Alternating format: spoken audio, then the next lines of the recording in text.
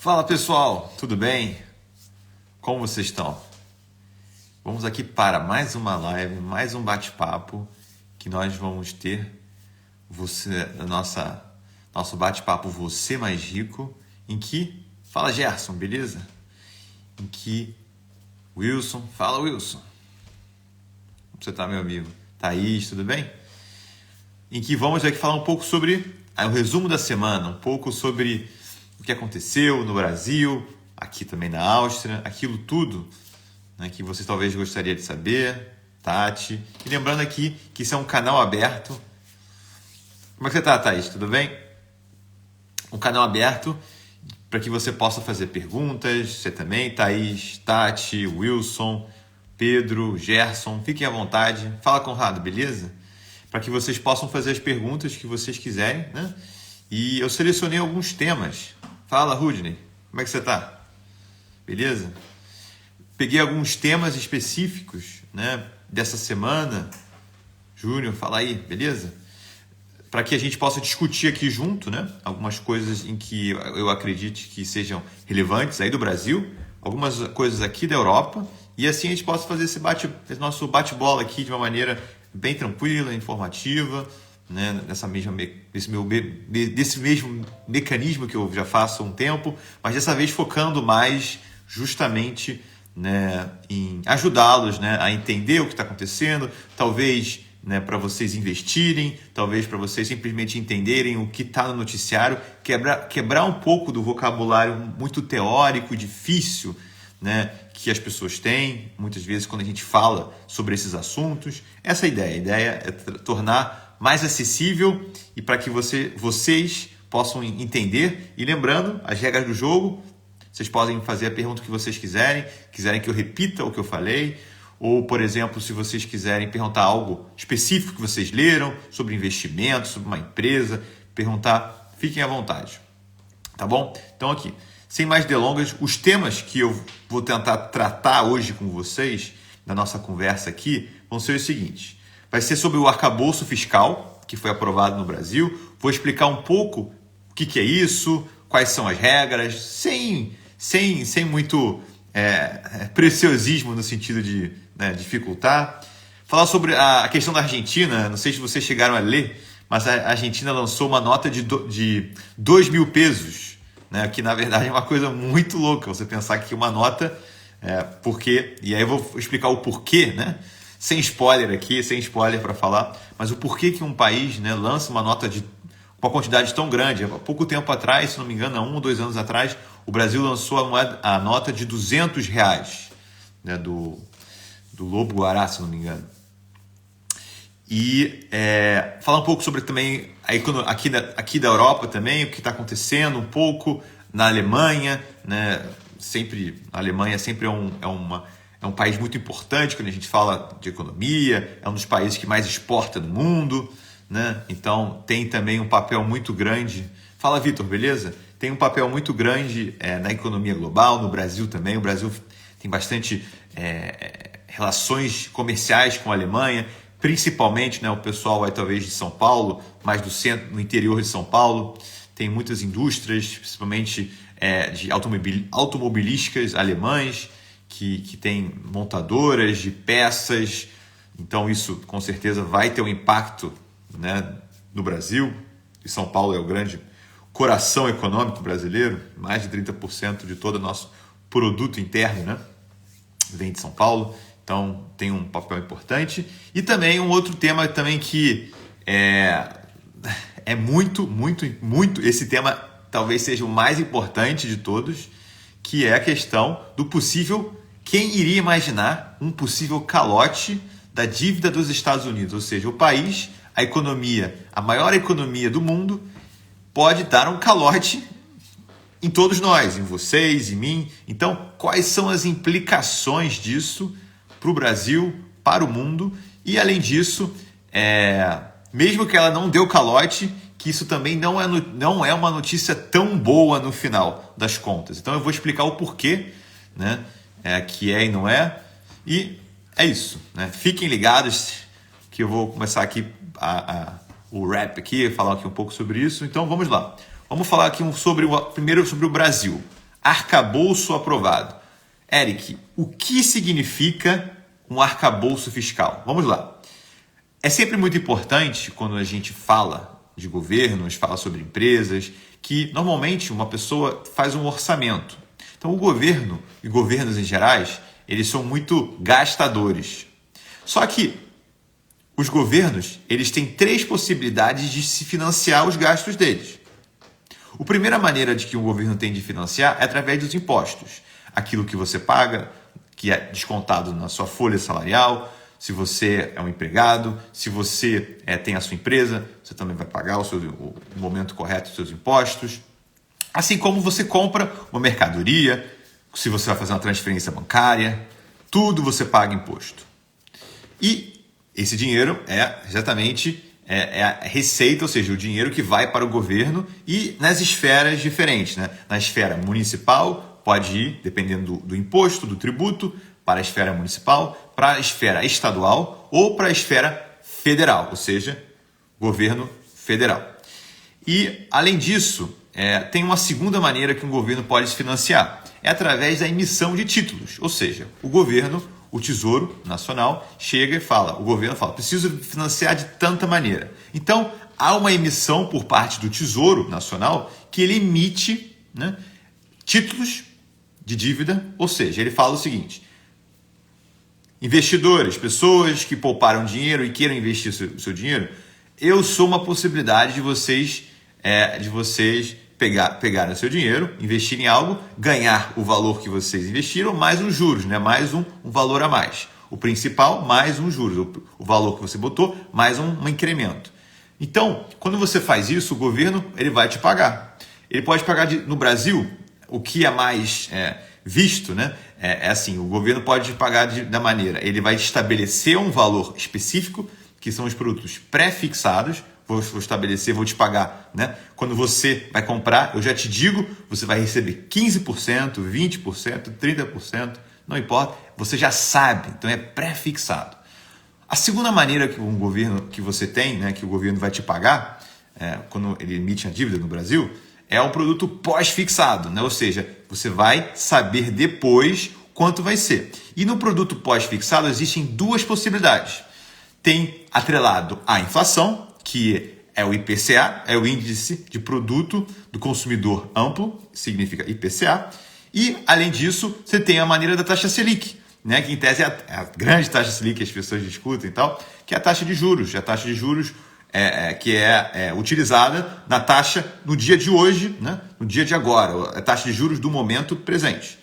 Então, são essas as maneiras que o governo tem. Então, pós-fixado e pré-fixado. Então, quando o governo emite a dívida dele, tem essas possibilidades para que você possa comprar, receber o valor, né? Futuramente, o valor do título do governo. Então, existe, como eu falei anteriormente, os impostos, a emissão de títulos e a terceira maneira é através da emissão de moeda. E isso é a maneira mais perigosa que pode acontecer. A emissão monetária, o que acontece é o quê? O governo emite mais moeda para poder justamente diminuir a dívida dele. E como ele é o senhor que pode emitir a moeda, ele pode diminuir a dívida dele e pode aumentar quanto ele quiser a emissão monetária. E essa é uma das coisas que causa exatamente o que vai causar a inflação, em que você vai ter a perda de poder de compra seu e, como consequência, os preços vão subir cada vez mais. Então, você vai lá na sua carteira, seu dinheiro cada vez mais, a moeda, né, que você tem, as notas na carteira ficam cada vez mais estufadas, a sua carteira, e, né, que é um pouco da questão da Argentina, eu vou entrar depois na questão da Argentina, mas peguem esse ponto aí de muita moeda que não compra quase nada, né? Talvez as pessoas tenham visto na Venezuela alguns vídeos, fala Fernando, beleza? Na Venezuela alguns vídeos que as pessoas vão comprar um pão, elas têm que levar um carrinho cheio de moeda, cheio de nota. Tem até um vídeo muito, muito forte falando sobre isso, né, que mostrando uma pessoa levando, por exemplo, 2 carrinhos de supermercado cheios de notas para a pessoa justamente comprar o quê? Comprar 100 gramas de carne, né, quando tem carne. Então, absurdos assim, fazendo com que muitas vezes nessas regiões, eu estava até vendo um documentário sobre a Venezuela, de algumas questões, e estava mostrando, né, que eles nem usam mais, pessoas que moram na Venezuela há 5, 6 anos, nem usam mais a moeda venezuelana, porque a moeda não vale nada. Então as pessoas, mesmo na rua, naqueles lugares, usam, por exemplo, o dinheiro colombiano. Se eu não me engano, é o peso colombiano, o nome da moeda. Porque porque não vale nada o Bolívar, se não me engano, é o Bolívar. Então, o peso venezuelano, que também é Bolívar. Então, é uma coisa assim muito, muito louca a gente imaginar uma situação dessa. Então, bom, seguindo o raciocínio, essas são as 3 maneiras que o governo pode financiar. E a mais perigosa é através da emissão monetária. É exatamente o que a gente viveu, o Brasil viveu na década de 80, com as inflações de 1000%, 2000%, a famosa chamada hiperinflação, que é o caso da Argentina, exatamente no momento em que a Argentina emitiu tanta moeda, ela escolheu dessas 3 maneiras emitir mais moeda, causar mais inflação e um descontrole total de preços, em que cada vez mais as pessoas deixam de usar, infelizmente, né, o peso argentino para usar, por exemplo, o dólar. É o que cada vez mais se vê em países, né? Vocês podem perguntar aí para os seus avós, perguntar para os seus pais, talvez nem muito longe, né? Na década de 80 e 90, as pessoas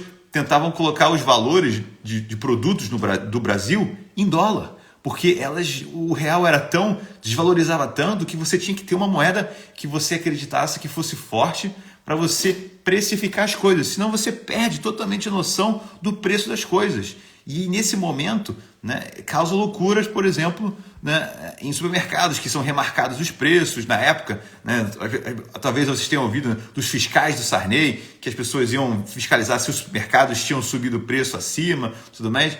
Fala, tia Bia, beleza? Então, isso tudo são muitas coisas que aconteceram ao mesmo tempo na história, na economia, que fazem com que as pessoas, né, tenham que entender a urgência de haver um controle de gastos. Então, isso tudo que eu estou falando para vocês, contextualizando, não é uma fuga de pensamento, é justamente isso que traz a ideia por trás de criar um arcabouço fiscal. Você criar regras do jogo para que justamente o governo não gaste muito mais do que aquilo e muito mais do que isso. Os governos ou o governo em si seja responsável pelos gastos que ele tenha feito, justamente para que ele não usa só a máquina pública, né, para poder se manter no poder, trazendo com mecanismos populistas que a gente já conhece, né, que quando você está ali na mão, né, você pode fazer o que você quiser. Então, quando você cria regras do jogo, você facilita também para que investidores no Brasil. Então, daqui a pouco vocês vão ouvir, né, que eu acho que a melhor notícia de tudo isso, não é nem a questão dessa o arcabouço, que é um arcabouço gelatinoso, que é uma brincadeira, que é uma gelatina, porque depende muito de quanto o governo vai ter de receita, que é o que é utilizado, a receita do ano anterior, 70% daquilo pode ser usado como gasto do governo. É uma coisa muito gelatinosa. Então, os próximos assuntos que a gente vai ouvir é o quê? Se o governo precisa gerar mais receita, ou seja, ter mais, um valor maior para ele poder se financiar, vocês vão ouvir o quê? De reforma tributária, justamente para o governo poder tributar e ter, né, uma arrecadação maior. Porque, como eu falei anteriormente, uma das coisas que não vai acontecer, que não pode acontecer, é a questão de emitir mais moeda para se financiar e causar inflação, que é um experimento social que já vivemos na década de 80, a Argentina vive hoje em dia, que não é a forma correta de um governo se financiar. Então, Sarney, tia Bia lembra exatamente dos fiscais do Sarney, tempos difíceis. Me disseram aí, que não sei se é verdade, mas você era uma fiscal do Sarney, hein?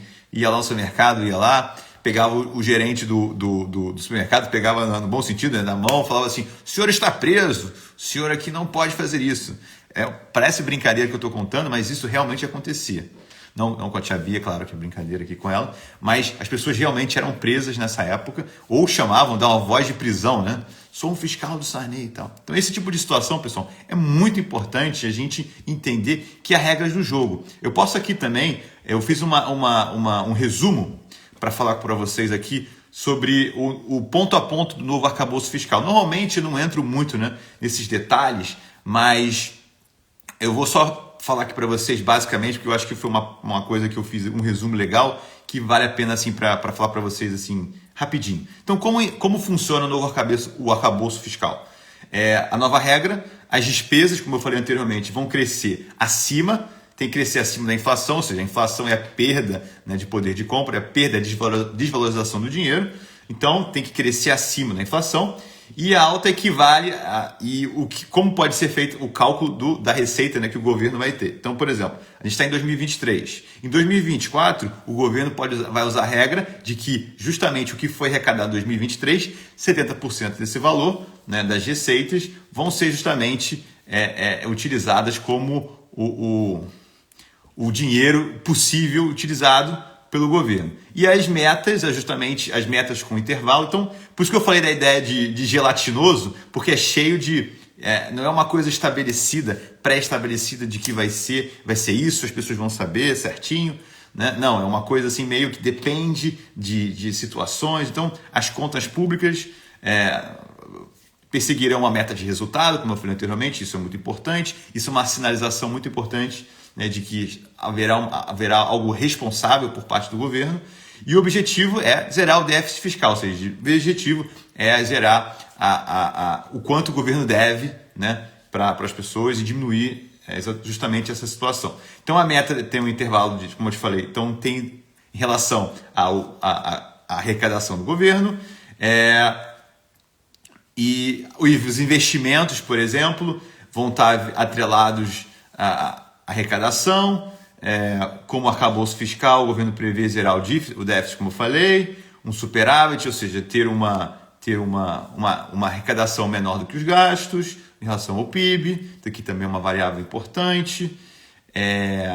Foram feitas algumas alterações, o Ministério da Fazenda lançou justamente esse texto, para ser discutido no Congresso. O Congresso já aprovou esse arcabouço fiscal. Naturalmente, no processo legislativo, foi aprovado pela Câmara, vai passar para o Senado e, passando pelo Senado, isso já é uma lei que já entra em vigor. Deixa de ser uma medida provisória e entra uma lei em vigor. Né?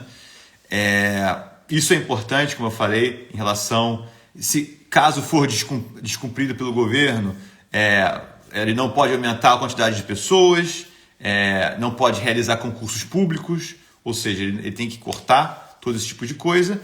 E, infelizmente, a única coisa que acontece é que não seria um crime de responsabilidade fiscal, ou seja, o que aconteceu com a Dilma, o governo dela, que ela justamente incorreu no caso de irresponsabilidade fiscal, em que o governo gastou mais do que deveria pela lei de responsabilidade fiscal. Nesse caso, o governo não teria um processo de impeachment, não teria um processo caso haja o descumprimento da meta. Não é um crime, no sentido de... só é um crime se estabelecer por algo, se for modificado algumas coisas específicas. Não quer dizer que o governo não é responsável, ele deve ser responsável, mas como eu disse anteriormente, é uma coisa assim muito que está sendo cada vez mais entendida na prática, como vai funcionar. Existem regras, como eu falei especificamente, mas como isso vai acontecer na prática, os próximos capítulos a gente vai saber com calma. E como eu falei anteriormente, um dos passos desses importantes é diminuir a expectativa, né, de riscos ou de alusão de que o governo vai fazer coisas mirabolantes. O lado positivo é que a tendência, nos próximos meses, vocês vão ver aqui, isso agora que está falando aqui no dia 25 de maio, em primeira mão, que vai haver, né, a taxa de juros, a taxa Selic, como a gente fala, e também os juros futuros já está diminuindo, que é os juros que justamente são pré-estabelecidos, né, que as pessoas, em tese, no futuro acreditam que vai ser o valor da taxa de juros ou que elas estariam dispostas a aceitar. Esses juros está diminuindo a taxa futura dos juros, e a boa notícia é que quando os juros futuros diminuem, a taxa Selic, que é os juros de hoje, de agora, desse momento, tem a tendência a diminuir. Então, os próximos capítulos vão ser a provável diminuição da taxa de Selic, taxa de juros brasileira, básica, que está 13,75%, deve baixar, havendo justamente aquilo que era tão necessário e querido pela parte do do governo Lula, que estava, né, perturbando exatamente o presidente do Banco Central.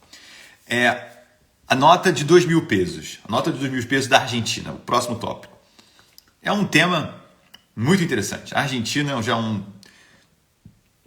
é um tópico que eu já venho falando há muito tempo sobre ela. A Argentina, ela tem, todos nós gostamos, né? Tem a rivalidade do futebol com a Argentina, mas a Argentina, infelizmente, já vive há décadas problemas de endividamento com países, né, com a FMI, a dívida externa da Argentina. Para vocês terem uma ideia, comparar com o Brasil, 95% da dívida que a Argentina tem é dívida externa, com outros países. O Brasil tem 5% da dívida. A dívida total da Argentina, 95% dela é em relação a outros países externos. E se você pensa que a Argentina tem uma moeda que cada vez se desvaloriza e cada vez mais se inflaciona, ela cada vez mais tem mais dificuldade de pagar aqueles países. Ou seja, só vai piorando a dívida dela e a situação. O Brasil, apenas 5% da dívida dele é em relação à dívida total que o Brasil tem, apenas 5% dela é com países do exterior. Isso o Brasil, em tese, com todo o dinheiro que o Brasil tem arrecadado nas reservas internacionais, as famosas reservas internacionais que o Brasil tem, o Brasil poderia pagar essa dívida, mas, em tese, prefere não pagar esse valor, não tem problema, porque é algo sustentável ao longo do tempo. Então, dizendo isso, o Brasil está no caminho bom, caminho correto, não o caminho de ter uma nota de 2.000, né? Uma nota de R$2.000, mas é um país que está justamente fazendo as reformas corretas, e a Argentina, que vai ter, se não me engano, esse ano a eleição, vai passar por processos muito difíceis, né? Porque muitas das mudanças que tem que ser feitas na Argentina são mudanças impopulares, você aumentar impostos muitas vezes, ou diminuir, né, o tamanho do governo, os gastos do governo. Então, é uma série de coisas, uma série de coisas que vai ser difícil para o povo argentino, que já está sofrendo, né, na mão de populismo décadas e mais décadas, e isso é muito complicado, tá? O próximo tópico que eu gostaria de falar com vocês é sobre a economia alemã. Talvez vocês tenham visto, né, ouvido, que a economia alemã está em recessão. Agora vamos lá, vamos quebrar o tópico. O que significa recessão? Recessão significa que houve uma contração econômica, ou seja, que hoje houve uma diminuição da produção total, né, de bens e serviços, produtos, bens e serviços, durante um determinado período de tempo. Então, a Alemanha, no caso, ela teve 2 trimestres seguidos, no caso do ano passado, em que houve, né, uma contração, uma diminuição.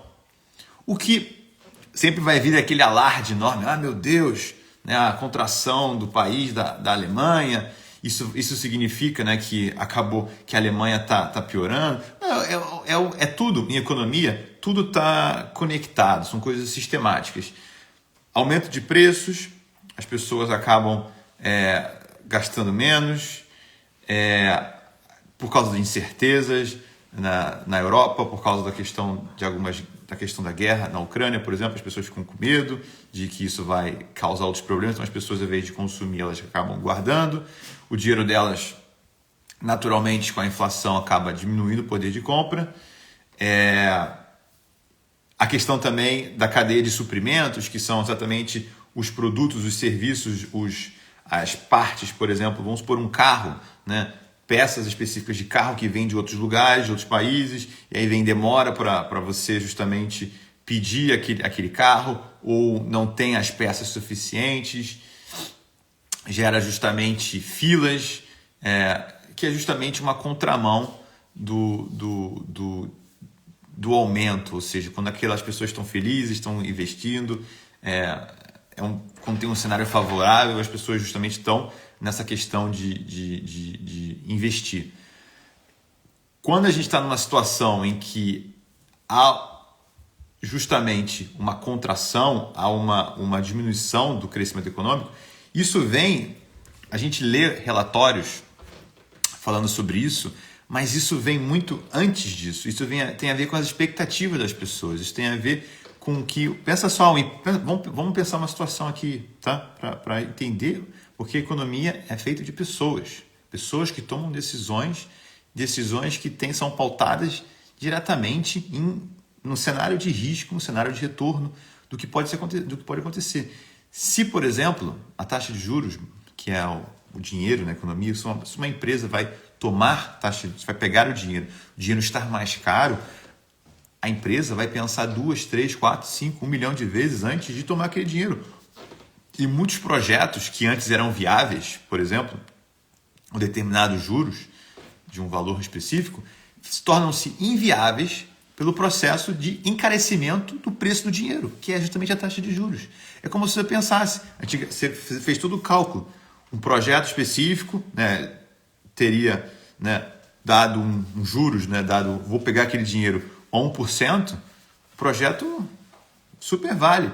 A partir do momento que a taxa de juros começa a ficar 5%, 6%, aquilo fica caríssimo. Eu fiz um vídeo essa semana que eu conversei com alguns colegas, consultores também de investimento aqui na Áustria, e justamente isso, para você pegar um empréstimo aqui, está cada vez mais caro na Áustria, cada vez mais caro, valores, taxa de juros 6%, 7%, isso são taxas absurdas, e os bancos estão avessos ao risco, ou seja, o banco, quando não quer emprestar o dinheiro, significa que o banco está com medo do que vai vir. Eu não estou querendo ser o cavaleiro do apocalipse, nem falar, né, que vocês... Estou falando só que, como eu falei, economia é feita de expectativas de pessoas. O banco está emprestando menos, as pessoas estão pegando menos. Naturalmente vai haver uma contração econômica. Não, naturalmente vai haver uma diminuição da produção do que vai acontecer, do PIB, da produção interna de bens e serviços. Então é natural que isso vai acontecer. As pessoas estão mais reativas ou estão mais avessas ao risco. É natural. E naturalmente, um processo de recessão, seja o que for, diminuição, né, da produção interna, isso não é uma coisa que a gente sempre que lê nas notícias acha que é um absurdo, né? Ah, não, e agora vai acabar o mundo? Isso é um processo natural, como se você pensa assim, de que você está crescendo, né? Tá aumentando, está se desenvolvendo, naturalmente as pessoas já vão ficar com uma expectativa menor, mais avessas ao risco, naturalmente vai haver um declínio, né? E é normal, é um topo e um vale. E aí depois as pessoas ficam mais, né? A expectativa fica diferente, o cenário econômico fica melhor, tudo mais, as pessoas vão voltando a investir, os bancos voltam a emprestar e as coisas vão seguindo. E é natural que vai acontecer isso. A questão que eu sempre falo para vocês que investem, é pensar o seguinte: nesse momento em que justamente ninguém quer fazer nada, ninguém quer investir, há grandes oportunidades. Será que você está atento às oportunidades que estão aí? Então, esse é muito importante. E para acabar aqui, o último tópico que eu gostaria de falar com vocês, tá? É o possível calote dos Estados Unidos. Tá? E esse é um tema muito interessante. Por quê?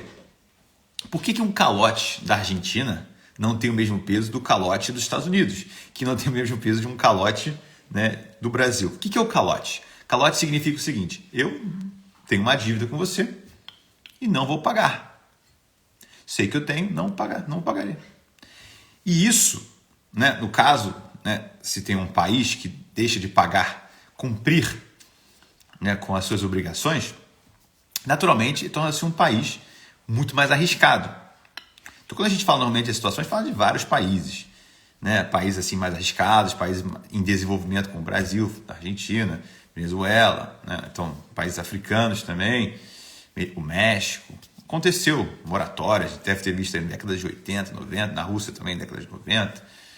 Mas quando a gente fala dos Estados Unidos, né, que em tese é visto, né, como um dos países mais assim propícios, né, de crescimento econômico, liberdade econômica, né, de fazer American Dream, né, de você viver lá, fazer acontecer, ninguém pensa que as coisas vão piorar, vão diminuir. E não necessariamente isso é ruim, tá? Mas o ponto nos Estados Unidos é o seguinte: o que está acontecendo é que os gastos do governo estão cada vez maiores, os gastos que os Estados Unidos têm são maiores, e não há um consenso entre os dois partidos majoritários, os republicanos e os democratas. Não há um consenso entre eles do que deve acontecer. Os democratas, naturalmente, querem aumentar o orçamento público, parecido com o que a gente está falando no Brasil, mas no caso dos Estados Unidos. Os republicanos falam: não, vocês têm que cortar os gastos, porque isso é muito importante para que a gente possa continuar a crescer de maneira sustentável. O que ocorre é o seguinte: a decisão de dar do orçamento tem que ser feita até o dia 31 de maio. Se no dia, até o dia 31 de maio, se passamos para o dia 1º de junho, não houver uma decisão, o que vai acontecer é que as pessoas que têm os títulos, né, que venceriam naquele momento, no dia 1º de junho, não vão receber seu dinheiro, e muito mais do que isso. Todo o orçamento do governo, que deveria ser para o funcionamento público, né, para pagar os salários das pessoas, para ajudas, as ajudas que existem, o governo tem programas sociais nos Estados Unidos também, as pessoas que recebem o auxílio-desemprego, nenhuma dessas pessoas receberiam dinheiro. Então, é como se você deixasse de pagar tudo. E como eu falei, não só um calote financeiro, é um calote interno também, ou seja, as pessoas não vão receber seus salários. Isso, imagina só a quantidade de pessoas que vão deixar. É dito que mais ou menos 60%, né, da população, né, que recebe uma forma de auxílio vai deixar de receber qualquer coisa. Então isso é um perigo muito grande. Além disso, caso os Estados Unidos pague a sua dívida, existe uma coisa muito importante de ser dita. Vai ter que haver uma emissão novamente de títulos públicos, ou seja, para o Estado poder se financiar. E isso, meus amigos, o que pode acontecer é o seguinte: uma vez que tem que haver uma nova emissão de títulos e com justamente a taxa de juros mais em cima, subindo cada vez mais, os preços dos títulos vão descer. E tem que haver uma emissão cada vez maior. É dito mais ou menos que os Estados Unidos precisa financiar mais ou menos mais $1 trilhão. Isso é muito dinheiro. E esse dinheiro tem que ser bem pensado, tem que ser bem investido. Porque se isso não for bem pensado, bem investido, se governos em geral, gastadores, que não têm a consequência daquilo, só prejudica justamente a população.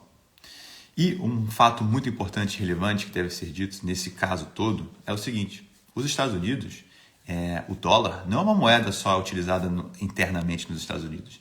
Todos os bens, as commodities que são matérias-primas, que são comercializadas internacionalmente, o petróleo, barril de frango, carne bovina, soja, milho, feijão, todos esses bens que o Brasil é um grande exportador, são precificados em dólar. Então, uma vez que a moeda americana se desvaloriza tanto, para o Brasil pode ser até legal.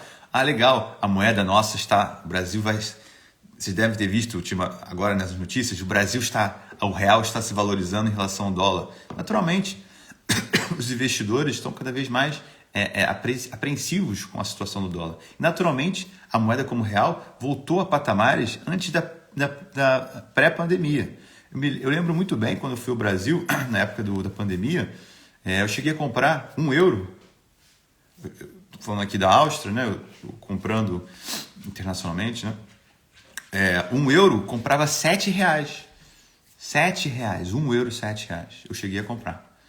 E agora, €1 está comprando, se não me engano, 5,20, alguma coisa assim, 5,30, algo do gênero. Isso o praticado em preços, né? O comercial, né? Não de turismo, que pode variar bastante, pode subir um pouco. Mas, de qualquer maneira, é uma mudança muito grande. Então, fiquem atentos que isso impacta justamente.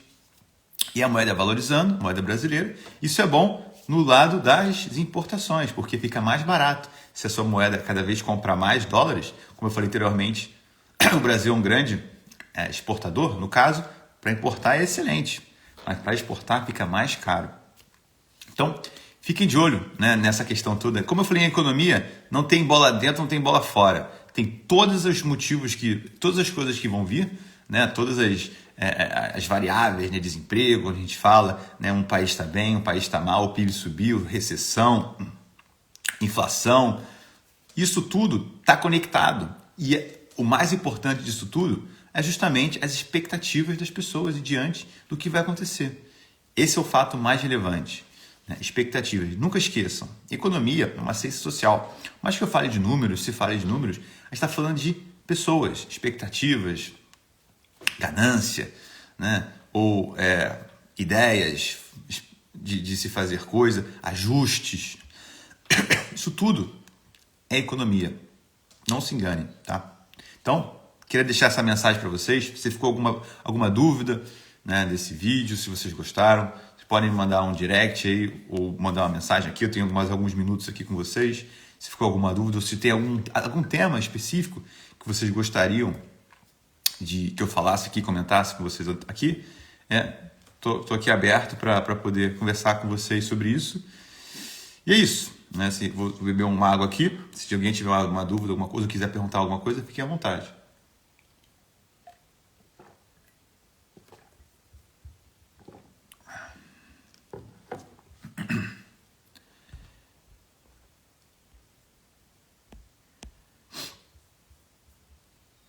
Não tenham vergonha, podem perguntar.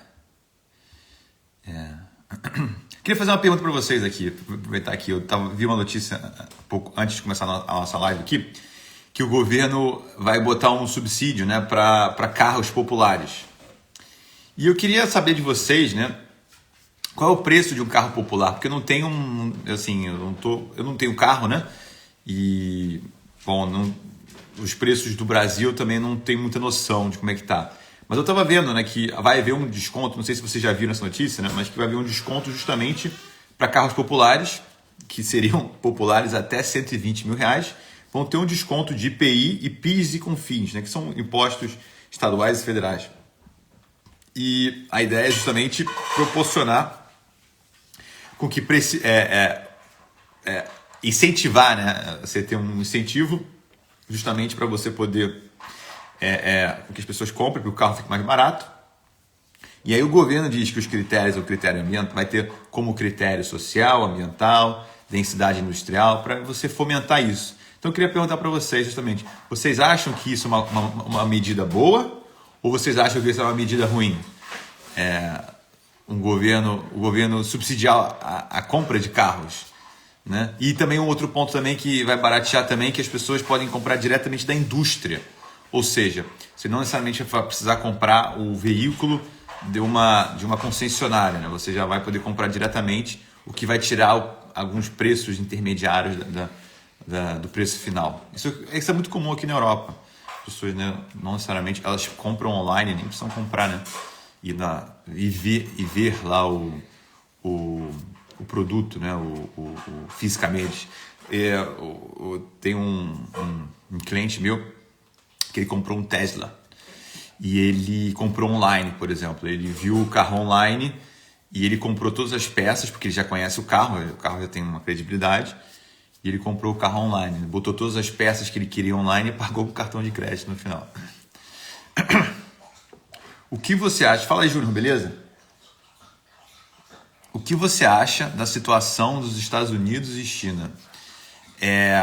Tem alguma coisa específica que quer saber em relação à questão da Rússia, a questão geopolítica, ou uma coisa mais pontual assim que você tem em mente, assim, uma dúvida específica do que de alguma coisa econômica? Porque eu posso falar, né, na questão mais geral, né, dos Estados Unidos e da China, mas eu queria saber se você tem uma dúvida mais pontual de algum episódio específico, né? Tá? Porque aí eu posso explicar melhor para você. Mas vamos lá, vou começar por que você na questão mais geral, tá? Na questão geopolítica, um pouco de economia nesse sentido. O que acontece é o seguinte: os Estados Unidos e a China são players, né? São países que têm um posicionamento muito estratégico no mundo, né? Os Estados Unidos, né, a maioria dos países do mundo tem plantas industriais na China. O que significa isso? Quer dizer que eles produzem na China, e uma das maneiras que a China fez, né, para se desenvolver, para poder criar muitas das indústrias dela, ela foi essa transferência de tecnologia em regiões chamadas zonas especiais, ZEs, né, que eram zonas litorárias, e que tinham, por exemplo, um incentivo, né, da China. Na época tinha mão de obra muito barata, e você trazia ali, né, os países traziam as plantas industriais. Por exemplo, posso te falar aqui o caso da Volkswagen, né, a alemã, ela tem 60% da produção dela vem da China, então ela é altamente dependente do que acontece na China. Não só ela, outras empresas, a Apple, por exemplo, tem uma das maiores produções dela, vem da China. Então os países utilizaram como maneira também de poder exportar mais, usar a China, né, como meio de campo, né, de ter uma mão de obra mais barata ou muito barata e de trazer tecnologia para lá e de poder desenvolver por muitos incentivos, né, de não pagar impostos e tudo mais. Então, a China cresceu, se desenvolveu, se tornou uma potência A China é controlada, né, o país em si, pelo Partido Comunista, ou seja, há uma visão, né, não democrática de mundo, né, na China, mas há um desenvolvimento. Os chineses entenderam que um modelo importante para se você crescer, eles aprenderam o que aconteceu antes na União Soviética, né, que em tese que quebrou, e hoje em dia virou a Rússia e outros países diferentes, e a guerra na Rússia também é uma das consequências também de algumas coisas disso. Mas eles entenderam que não basta só ter um país, um planejador central, que você vai expandindo o seu território e vai expandindo, né, e vai procurando mão de obra. Você vai justamente, precisa de consumo, mão de obra, não só simplesmente de pessoas, né, para trabalhar, mão de obra barata, mas você precisa de consumo, você precisa de que as pessoas consumam no país. Então, essa é uma grande diferença que aconteceu na União Soviética e que acontece na China. As pessoas consomem, as pessoas têm mais liberdade econômica, de certa maneira, para se desenvolver do que tinha na União Soviética. Porque uma das visões, né, específicas na época do comunismo, por que em tese o comunismo cresceu tanto em 1919, né, quando houve toda a Revolução Comunista, bolchevique, até na década de 60 e 70? Porque justamente era o período que a União Soviética expandia o território dela. Ela aumentava, ela crescia e ela ia utilizando aquelas pessoas, aquela mão de obra, aquele tipo de estrutura de país, que normalmente eram países também em desenvolvimento. E, naturalmente, quando as pessoas começam, né, a investir, né, nas regiões, existe uma questão em economia que a gente fala o retorno do capital, que você começa a investir, começa a comprar, começa a se desenvolver, a produzir, e aí você, né, pensa só, tem uma região que não tem estrada. Aí você vai lá, faz uma estrada, precisa, né, toda a mão de obra ali para você fazer, precisa trazer os recursos para fazer uma estrada, talvez uma indústria petroquímica, aí você vai desenvolvendo, vai construindo, e aí chega uma hora que, né, você já tem as estradas, você já tem as indústrias, e aí você não precisa mais construir tantas estradas, você precisa justamente só, talvez, fazer a conservação das estradas. Então isso é uma coisa assim que coibiu justamente o crescimento daqueles países, né, comunistas em relação ao capitalismo. Em relação, agora, esse ponto seu que está falando, agora a questão geopolítica sempre vai haver uma briga interna entre entre os Estados Unidos e a China, porque eles têm visões de serem como se fossem grandes, né, países de exportação, não só a questão também econômica, a questão política também, de influenciar as áreas específicas. Então, naturalmente, né, a China tem um vínculo muito grande também com a Rússia, e esse vínculo dela também tem uma visão econômica, assim como o Brasil também tem. Agora, a gente pode ver aqui os bastante acordos econômicos, comerciais do Brasil com a Rússia, justamente exportar carne, exportar outras matérias-primas, porque para o Brasil, em tese, é economicamente interessante. Não estou aqui dizendo o aspecto da guerra, né, que é um outro aspecto que também que é importante ser visto.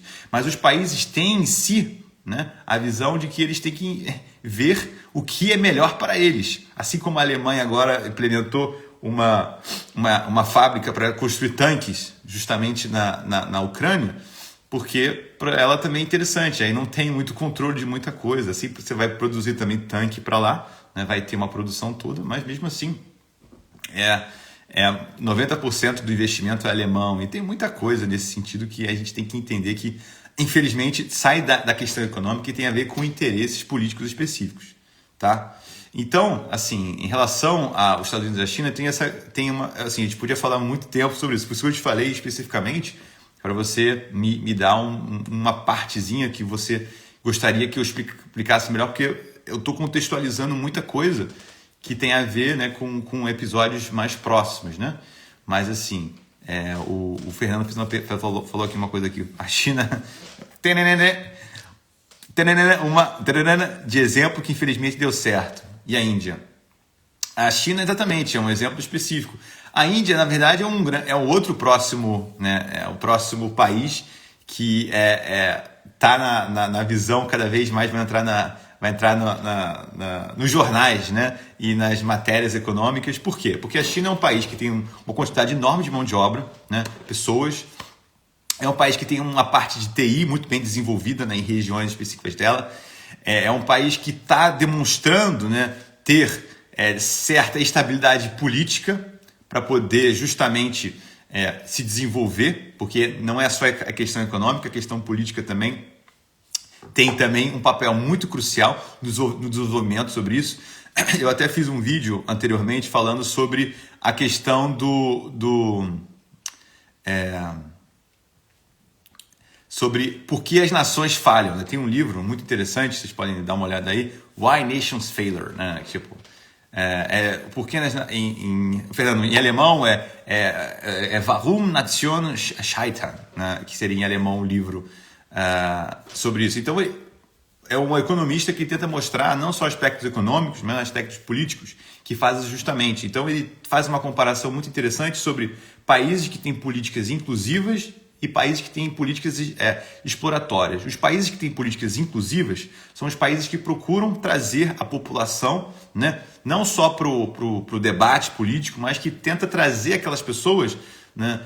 Para nenhum país é bom você ter pessoas analfabetas, para nenhum país é ruim, é bom você ter pessoas, né, ociosas, você ter baixa produtividade. Então, esses são aspectos que são muito importantes quando a gente fala na questão econômica. Quando a gente entra na visão mais política, a gente tem que entender que você ter, por exemplo, o caso o Fernando estava falando da China, que é um país, né, que é um país enorme, que é um país que tem um governo central, uma ditadura, um governo comunista e tudo mais, mas que ele pegou o melhor do que ele queria do mundo ocidental, trouxe para ele, né, e os países ocidentais utilizaram do que tinha melhor da China para pelo menos se desenvolver. Foi um win-win, uma situação que todo mundo ganha, mas chega um momento em que há uma saturação, como eu falei, né, já não precisa construir estradas, a mão de obra começa a ficar mais cara, então começa os países, a transferência de tecnologia já chegou a tal ponto que os próprios chineses começam a imitar algumas indústrias, alguns tipos de produtos que tem, né, de indústrias que foram para lá, começam a desenvolver a partir da perspectiva deles. Muitas vezes, uma das coisas que também é visto também, que na China não é tão respeitado, em muitos casos, a questão de copyright, né, de tecnologia, né, que você tem, se você vai uma patente, desculpa, a patente dos produtos, eles acabam utilizando a patente, acabam não respeitando a patente e copiando produtos, e isso acaba, né, eles copiam a tecnologia, trazem muita tecnologia, desenvolvem. Isso tem muitas entraves e muitas coisas que a gente pode falar, mas é muita coisa interessante. E a Índia é um país assim que a gente tem muita coisa que vai estar em relação ao Brasil, tem muita coisa parecida, né, em relação à população, tem uma população muito pobre também, óbvio que a China é muito maior que o Brasil e está numa região, na geopolítica, muito longe, né, do que o Brasil está, né? Mas eu acho que a Índia vai ser o próximo país que as pessoas vão falar muito, né? Não sei se vocês viram, teve um marco muito interessante que foi uma abertura da Apple, né, na Índia, né? E a Apple falou que vai fazer uma fábrica na Índia, porque em tese há muitas barreiras que a Índia tem de importar produtos e eles preferem para desenvolver aquilo. Então, esse é um aspecto que cada vez vai desenvolver. TI da Índia, sinceramente, é pior que o Brasil, são muito enrolados lá. Uma questão de TI é saber programar, e outra é saber programar, que é uma falta de... Não, sim, Fernando, mas é uma questão também mais genérica, obviamente que tem a UTI, estou falando generalizando pra caramba, né? Mas se a gente olhar e analisar, por exemplo, outras a parte de telecomunicações deles, que são desenvolvidos e que alguns países, né, terceirizam os serviços dele, e eles falam, a maioria das regiões da Índia, em tese, falam inglês, né? Então, para os países em geral, é um bom país que fala inglês, que o custo mais baixo. Obviamente que isso pode também, não quer dizer que é tão benéfico, né, em geral, comparativamente com outros países, né? Tipo assim, eu não conheço tão bem essa questão dessa indústria, mas é importante a gente entender quais são as vantagens, né, de você investir num país tão grande. Não esquece, quando a gente pensa em economia, país tão grande, com tanta mão de obra possível, com tanta possibilidade, por exemplo, de consumo também, um país daquele enorme, um país que tem que consumir, um país que está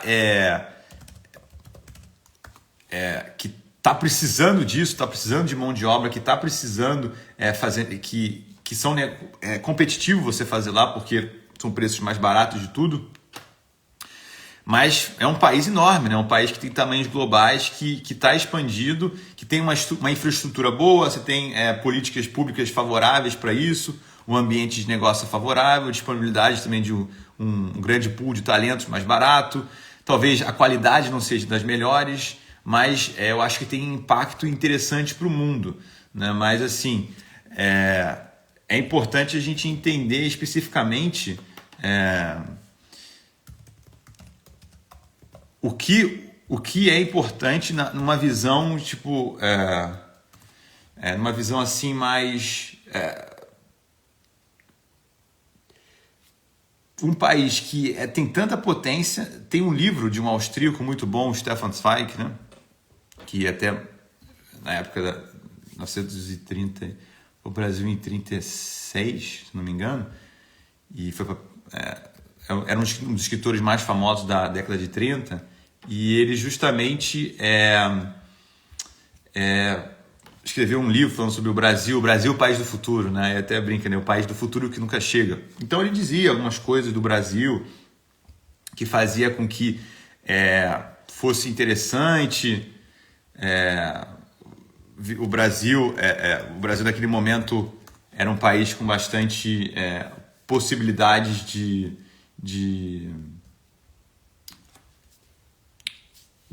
se desenvolver, a questão do tempo, das pessoas serem pessoas muito abertas, né? Que no momento a Europa vivia momentos de muita... Esse livro é legal. E a Europa vivia situações específicas do nazismo, o nazismo italiano, o fascismo italiano, o nazismo germânico, guerra a todo lugar. Então, essa é uma coisa muito importante. Então, quando a gente fala em economia, como eu estou falando assim, agora voltando para o tópico, o tópico, exatamente, o livro é sobre o tópico. Voltando aqui para a questão da Índia, você tem a questão da demografia da Índia. Existe quando a gente fala da pirâmide demográfica, a Índia é um país em que, se eu não me engano, 40% da população tem menos de 25 anos, ou seja, são pessoas que têm possibilidade de trabalhar, porque se a gente compara, por exemplo, se fosse um país de 1 bilhão de pessoas, em que a maioria das pessoas fosse idosa, não teria como pagar o sistema previdenciário, porque não teria tantas pessoas trabalhando. Então, quando é um país que é grande, mas que tem a maioria da população abaixo de uma certa idade, você tem a possibilidade justamente de poder utilizar aquela mão de obra. Exatamente o que está acontecendo. O Brasil, em tese, está envelhecendo. Os países têm cada vez menos pessoas na base, cada vez mais pessoas no topo da pirâmide, ou seja, pessoas mais velhas que vão usufruir do sistema previdenciário, do sistema público de saúde. E por isso que é tão importante, quando um país está crescendo, está ficando um país mais jovem, né, ou que tem um boom, né, de pessoas muito jovens, você utilizar aquela mão de obra, desenvolver, ter políticas públicas para isso. E as empresas procuram justamente aquelas pessoas para poder se desenvolver economicamente. E perto ali da China você tem países como o Vietnã, você tem a Malásia, a Tailândia, e os países cada vez mais vocês vão ver, eles vão procurar entrar na Índia, porque a Índia é um país estratégico muito importante para muitos países, mas é um país que ainda tem muitos desafios muito grandes. Se a gente fala, né, de concentração de renda no Brasil, imagina na Índia, que a desigualdade é muito maior do que no Brasil. Existe a questão das castas também, que as pessoas não sei, que são realmente separações entre tipos de pessoas, né, de direitos também diferentes. Então, isso cada vez são tensões, são desafios muito pessoais da Índia que tem que mudar para poder cada vez seguir o caminho dela, de trajetória econômica, e se tornar a potência que ela deve se tornar no momento, né? Bom, pessoal, a live foi um pouquinho maior do que eu imaginei aqui. Bastante perguntas legais. Obrigado pela interação, Fernando. Obrigado aí por tudo aí, cara. Você realmente é 10 aí. Depois tem que fazer um Gibson aí. É uma desigualdade regular. A gente pode depois conversar mais sobre isso aí. Mas já estou há 1 hora aqui na live, falando com vocês. Queria agradecer a todo mundo que ficou até agora aí ouvindo. Quero saber se vocês gostaram aí da live. E se tiver alguma pergunta, fiquem à vontade para me perguntar, tá? No direct ou mandar uma mensagem. Eu estou sempre disponível para responder o que vocês querem. Thaís também ficou ouvindo até agora. Muito obrigado aí. E é isso, tá bom? Queria agradecer a todo mundo. Uma excelente noite, né? O Fernando aí tá aí da Áustria também. Fernando do interior, tá do interior da Áustria aí. Um grande abraço para ele também. O homem da montanha. O homem do jiu-jitsu, do judô aí. Casca grossa aí do jiu-jitsu, do judô aí. Boa, plena recuperação aí, Fernando. Então, um abraço a todo mundo. Queria agradecer. E não se esqueçam, né? Se vocês precisarem de alguma coisa, contem comigo. E investir é para todos. Pessoal, grande abraço para vocês. Valeu. Tchau, tchau.